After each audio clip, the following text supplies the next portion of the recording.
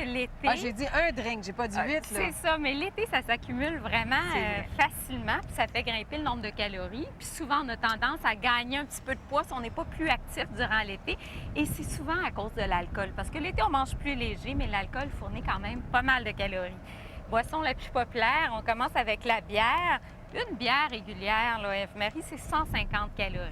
OK. Mais on en prend souvent plus qu'une. Ouais. Et c'est là le problème. Et les quantités aussi. Parce que je te fais remarquer ici cette quantité-là.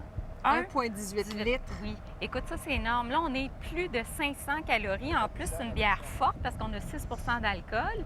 Dans la bière, on a l'alcool qui fournit des calories aussi, hein, parce que l'alcool apporte des calories. Donc, quand on tombe dans des bières sans alcool, on a moins de calories.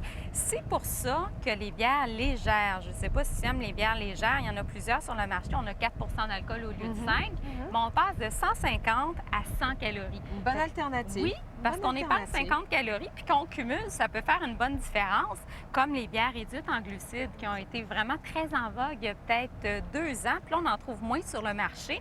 Parce que, semble-t-il, sont moins bonnes, mais en tout cas, pour ceux qui veulent épargner des calories, on a 90 calories.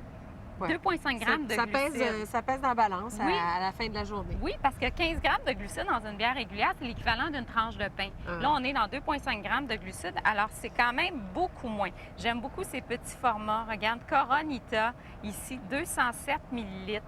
Ça, on a le goût. Elle n'est pas allégée. On a un tout petit format et puis là, on tombe à 90 calories. C'est très délicat, hein. C'est très féminin aussi. Puis en plus, ça reste froide plus longtemps. Ben oui, c'est vrai. C'est vrai aussi. Pénélope me disait, Pénélope est enceinte. Oui, elle aime beaucoup cette bière-là, sans alcool, la Bex, qui est très savoureuse, puis qui n'apporte pas du tout d'alcool. Alors, pour les femmes enceintes, c'est vraiment une belle alternative pour l'été.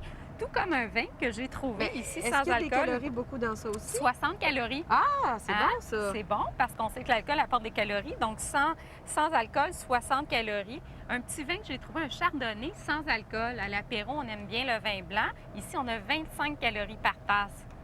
Vraiment très... C'est beaucoup. Ben oui, c'est ça. Parfait, c'est très raisonnable. Justement, le petit verre de rosé qu'on apprécie, moi j'ai un petit penchant pour le vin, qu'il soit blanc ou rosé, parce que on a des antioxydants. Les propriétés qui sont bonnes pour la santé. Oui, pour la santé du cœur. Alors, dans un verre de vin comme celui-là, on a 105 calories. Alors, c'est quand même correct. Un verre de vin, on essaie d'en prendre 2.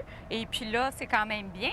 Ou encore un petit mou de pomme pétillant sans alcool. Sangria? Oui, sangria, celle-ci, on a 0,5 degrés d'alcool. Alors là, on a seulement 90 calories. Ça peut être chouette pour l'été.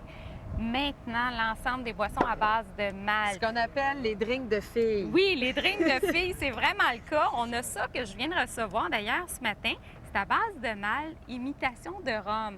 Donc, on veut faire des mojitos, par exemple, du rhum. Il paraît que tu es la grande spécialiste des mojitos. Ils sont pas mal bons, mes mojitos. Il paraît. Il faut goûter ça d'ici la fin de l'été. On a 20 d'alcool au lieu de 40, donc on épargne aussi des calories. Oui. Puis bon, ça peut être chouette pour l'été, mais on a quand même des calories à l'intérieur, tout ça, comme Coconut Drive, ici à 14 degrés d'alcool. Tu disais, par exemple, qu'il n'y a pas de coco dedans. Non, on pense, hein? Non, c'est ça. C'est plutôt des saveurs artificielles, comme beaucoup de produits. Quand on lit la liste des ingrédients des produits, là, on lit, par exemple, ici, maltose, glucose, fructose, glucose, malt, acide citrique. Il n'y a pas de vodka? Non. C'est écrit. C'est ça, il n'y en a pas du tout. Alors, il faut juste regarder, encore une fois, l'étiquette. Absolument. Et puis ici, on a des boissons qui apportent moins d'alcool, 0,5 degrés, 110 calories. Bon, il n'y a pas beaucoup de calories, ça peut être chouette. Le danger, c'est que ça se boit comme du jus. Mais c'est sucré, par exemple. Bien oui, c'est sucré. 5 à 6 carrés de sucre par bouteille, donc 5 à 6 cuillerées à thé de sucre, ça fait beaucoup. La grosse tendance, c'est les coolers, où là, on a du guarana à l'intérieur. C'est une baie qui vient du Brésil qui apporte de la caféine et c'est mélangé avec de l'alcool. Ça, il faut faire attention. Je te fais goûter les nouveaux Mojo ici. Alors ça, c'est boisson énergisante avec de l'alcool. Oui, c'est ça. La caféine va masquer les effets de l'alcool. On a l'impression qu'on peut conduire alors qu'on ne peut pas conduire du tout. C'est ça le danger de ces boissons-là. Et c'est souvent pris par les jeunes. C'est super rafraîchissant, par exemple. Hein? C'est rafraîchissant, c'est bon, mais pas trop. Deux par jour maximum. Et attention aux jeunes qui prennent ça aussi. Combien de pourcents d'alcool? Tu l'as dit, je ne l'ai pas noté. 7 7 Encore une fois, il faut lire, il faut être prudent, il faut être vigilant. Oui. Mais il faut s'amuser. Vous aussi. Merci, Isabelle. Merci. Ce segment nutrition